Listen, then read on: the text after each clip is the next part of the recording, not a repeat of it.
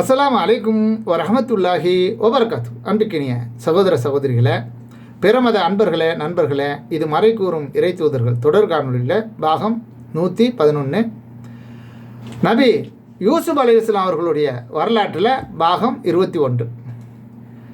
என் மக்களே, நீங்கள் சென்று யூசுபையும் அவரது சகோதரரையும் நன்றாக தேடுங்கள். அல்லாவின் அருளில் நம்பிக்கை இழக்காதீர்கள். இறைவனை மறுக்கும் கூட்டத்தை தவிர வேறு யாரும் அல்லாவுடைய அருளில் நம்பிக்கை இழக்க மாட்டார் என்று அவர்களுக்கு ஆறுதல் கூறி பிள்ளைகளை எல்லாம் மீண்டும் எகிப்துக்கு அனுப்புகிறாங்க. போய் யூசுபையும் அவருடைய சகோதரரையும் தேடுங்க அப்படின்னு அனுப்பிவிடுறாங்க.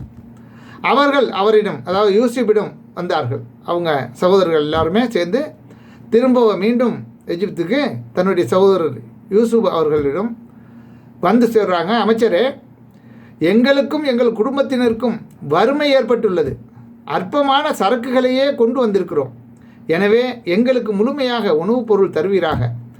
எங்களுக்கு தானமாகவும் கொஞ்சம் அதிகமாக தருவீராக. தானம் செய்வோருக்கு அல்லாஹ் கூலி வழங்குவான் என்றும் கூறுகிறார்கள். நீங்கள் அறியாமல் இருந்தபோது யூசுபையும் அவரது சகோதரரையும் என்ன செய்தீர்கள் என்பதை அறிவீர்களா என்று அவர் கேட்கிறார்.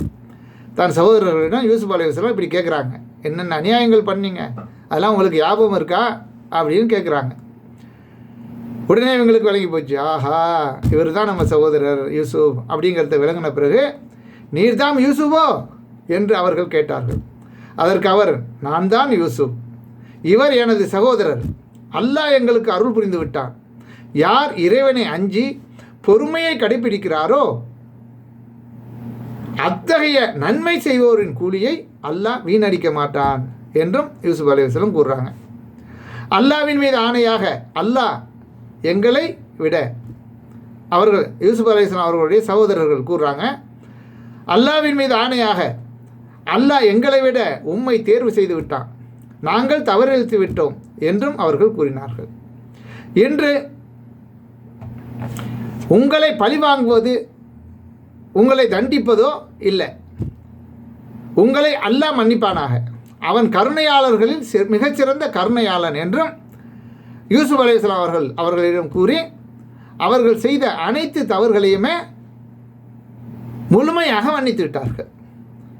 அதை பற்றி அவர்களுக்கு எந்த ஒரு கேடும் விளைவிக்கணும், தண்டிக்கணும் என்று கொஞ்சம் கூட அவர்கள் நினைக்காமல் அனைத்தையும் மறந்து அவர்களை மன்னித்து விட்டார்கள் என்பதை இந்த காணொலியோடு நம்ம முடிவு செய்கிறோம். அடுத்து இதனுடைய தொடர்ச்சி அடுத்தடுத்த காணொலியில் பார்ப்போம் இன்ஷா அல்லாஹ்.